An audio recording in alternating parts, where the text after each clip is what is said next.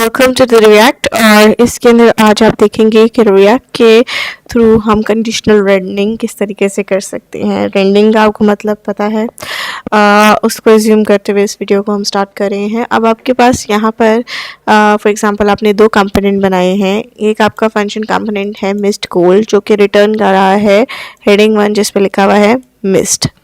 इसी तरह आपके पास दूसरा कंपोनेंट है मेड गोल, ठीक है, और उसके अंदर जो आपको रिटर्न करके दे रहा है वो हेडिंग जो है वो गोल की, ठीक है। अब मैं आपसे कहती हूँ फॉर एग्जांपल कि अगर तो फॉर एग्जांपल वो कहे कि हमारे पास ट्रू वैल्यू आ रही है तो हमारे पास ये मेड गोल का कंपोनेंट चलना चाहिए, और मेरे पास अगर फॉल्स वैल्यू आ रही है तो मिस गोल का कंपोनेंट चलना चाहिए। तो उसके लिए हम क्या करें, सबसे पहले यहाँ पर हमारा जो सबसे मेन जो कंपोनेंट है, फॉर एग्जांपल आप app.js के अंदर गोल का कंपोनेंट चला रहे हैं और वहाँ प्रॉप के थ्रू हम लोग इस गोल की वैल्यू इसको पास कर रहे हैं यहाँ पर, ठीक है।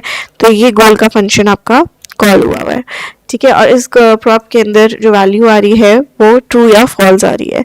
तो अगर तो यहाँ पर गोल की वैल्यू जो है वो आपके पास आ जाती है फॉर एग्जाम्पल ट्रू, तो कौन सा कंपोनेंट कॉल देगा, ये मेड गोल का, ठीक है। और अगर आपके पास वैल्यू फॉल्स आ जाती है तो वो कौन सा कंपोनेंट ओपन करेगा, आपका मिस गोल का। सो इसको देख लेते हैं यहाँ पर।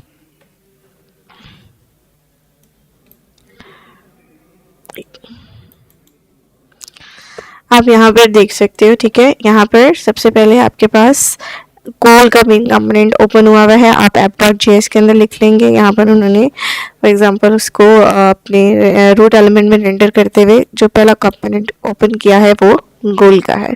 जब वो गोल के कंपोनेंट में गया तो उसको प्रॉप की वैल्यू पास हो रही है, वो ट्रू या फॉल्स हो सकती थी। अगर तो यहाँ पर उसको फॉल्स आ रही है तो यहाँ मेड गोल का फंक्शन कॉल नहीं हो रहा और मिस गोल का आ रहा है। और अगर यहाँ पर उसको वैल्यू ट्रू जा रही होती तो उसके पास जो आपके पास ये मेड गोल वाला है कंपोनेंट ये ओपन हो जाता और यहाँ पर आपके पास लिखा आ जाता गोल, क्योंकि अभी आपने फॉल्स वैल्यू दी है तो वो आपके पास मिस गोल वाला कंपोनेंट खोल कर दे रहा है।